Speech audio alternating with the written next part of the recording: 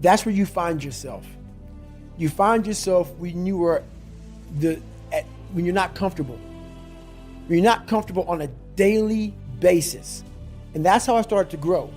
Like I said about the mind, it wants to put you in that nice 72 degree temperature with everything right there. It wants to be in that nice with a little massage therapist. That's where your mind wants to be. It doesn't want to be, and we're going to talk about Hell Week. So it doesn't want to be in Hell Week. In Hell Week, I was in 3 of them. I finished 2 of them in 1 year. Only person to ever do that in SEAL history. There's been people who have gone through a couple of Hell Weeks, but in like 5 years, 6 years, 7 years, 8 years. I was in 3 in 1 year. They say it takes off 3 to 5 years of your life. So Hell Week is 130 hours of continuous training. You might get 2 hours of sleep. And what it does is, it's designed to break a man down to the parts where, like I talked about the surface, how I was fixing the surface. If you only fix the surface, you will never get through Hell Week. Because what it does, it starts to bring out these demons. Because even though there's a lot of yelling and stuff like that, there's times where it's very peaceful in a very eerie way. So the first hour of the 130 is breakout. They're shooting guns, it's loud, it's noisy, your mind is in chaos. When your mind's in chaos, you can't think. So you're having fun. Yeah, this is great. Yeah, we're in Hell Week, we're Navy SEALs, or trying to be Navy SEALs, we're badasses.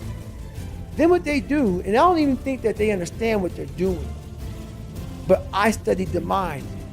It's perfect. It's psychological warfare. They go from an hour, the first hour when you're going crazy. The second hour of the 130, they put you in the cold water. It's called surf torture. Now they don't call it surf torture because it's a kinder, gentler word. It's called surf acclimation. And they put you out there. No one's quit yet. It's only been an hour. Maybe a couple of guys have. And you're in the Pacific Ocean, which is never warm. You're all linked arms. You're sitting there and the waves are crashing over you. I went through winter Hell Weeks, which is cold. The Pacific Ocean is like 50 degrees. It was 49 this particular night in my 3rd Hell Week. And what it does is it makes your mind flip out. We've been doing this now for 3 weeks, being in this water. But for some reason now, the water is colder than it's ever been. It's not. Our minds are fragile. We can process a day. It's hard to process 130 hours. There's no end. There's no end. So the mind starts to ramp up. So you're sitting there, it's quiet, no one's yelling at you, you hear the ocean, and you're freezing. And your mind goes spastic, starts to think, I have another 129 hours. You're not going home, you're getting yelled at, you could be frozen. So you panic, you freak out, and you want to quit. What I realized about the mind is those people who can be in that time and embrace that time and be in that moment and not allow the mind to go to 129 hours on hour 1.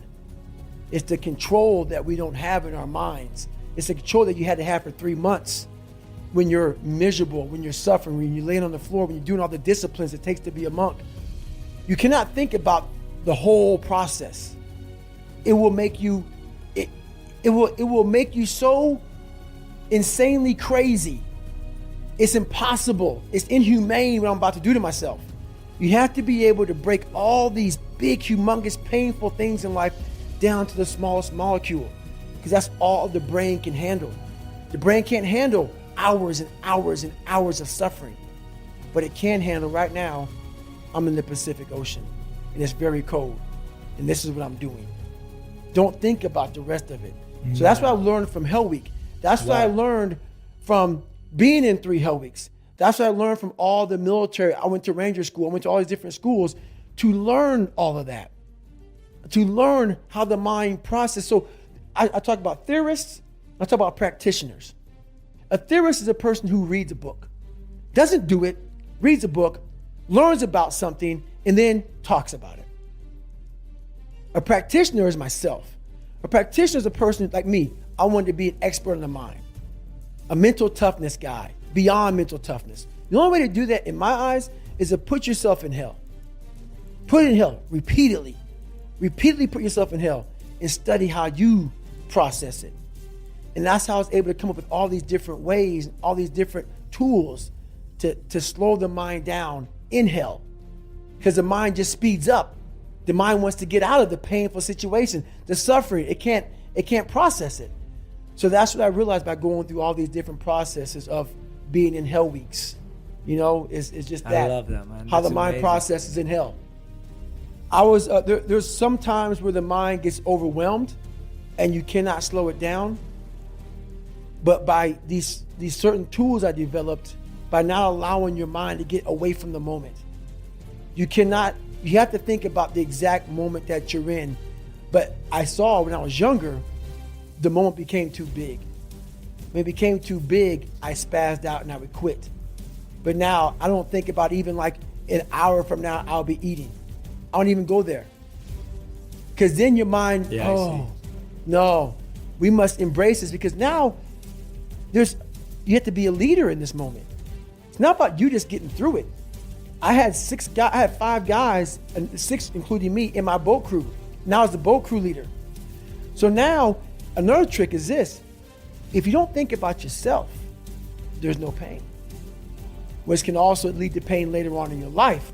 But in these moments when you're struggling, if you are a true leader and you're worried about your men or women beside you, your mind doesn't care how cold you are anymore. Your mind's only worried about taking care of the men and women beside you.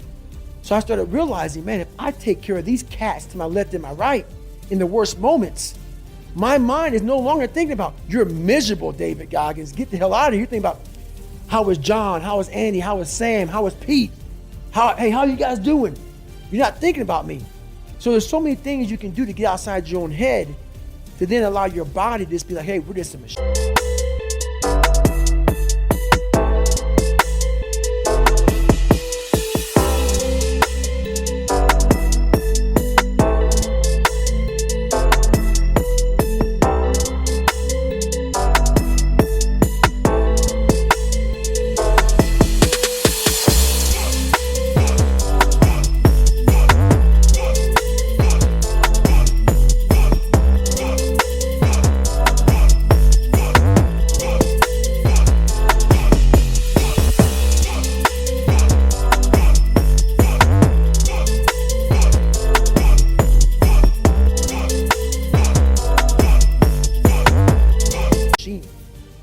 But you have to let your mind be able to process all these different tactics to do that. Take a different vantage point in life. When you are in the hell, you can't see the beauty of being in it when you're in it. Get on top of that mountaintop in your mind. Get on top of that mountaintop and look down on what you're doing. You can see a whole different world, and that world is beautiful. But you got to get a different vantage point in the suck. Don't be in it. Spiritually, get out of it. Get that soul. Look down on what you're doing. Be amazed by the process of where you're at now and where you came from. I've had this mentality for years. It got me through a lot of hard times. You cannot use it every day of your life. You cannot use it. I use it as like, my God, this is the perfect, I found it. This is the trick. You don't even matter. You're just a machine. You are a machine. Like just like a lever. That's all you are, man. You're not. You're not. And in my book, I talk about what that lever starts to get rusty, starts to get crusty. It starts to, like, I can't even think about anybody but myself. So through the process, what I started to learn was that helps a lot. And you can tap into that all the time. But you have to be able to heal yourself. You have to be able to recover yourself. It can't be something that you continue to do and do and do. There has to be a recovery process for your mind, your body, your soul, your spirit.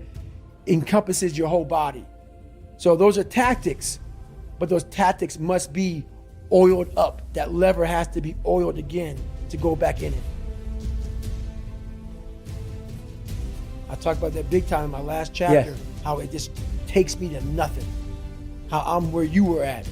You know, it's taken me 5 years of doing my meditation, my stretching.